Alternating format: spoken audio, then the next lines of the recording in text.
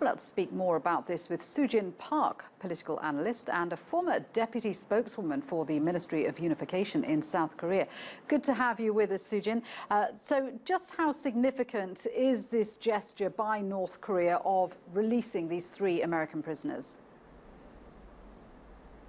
Well, it is a very good move, a positive move ahead of the summit because it clearly shows that North Korea is interested in creating a more positive environment ahead of the summit, because based on its past behavioral patterns, North Korea could have used the release as a kind of bargaining chip or leverage to be used with President Trump. So this clearly shows that North Korea is very serious and is very interested in making the summit more of a kickoff on a positive note.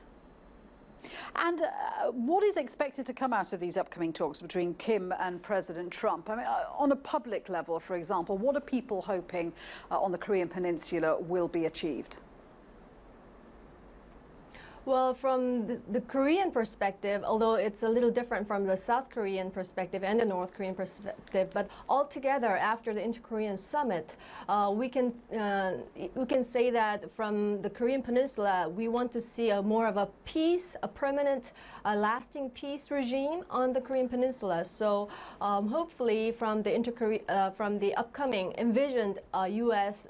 North Korea summit talks, some kind of a guarantee of peace, which North Korea seeks in the form of a regime guarantee, can be negotiated in exchange for steps toward denuclearization.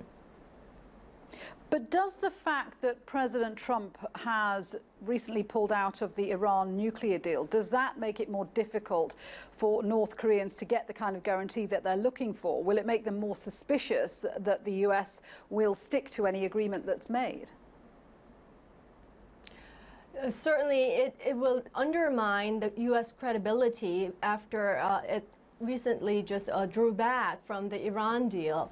And North Korea will be kind of more suspicious to actually strike a deal. But at the same time, because the summit talks come at an early stage of President Trump, meaning that there is enough time to see this make progress.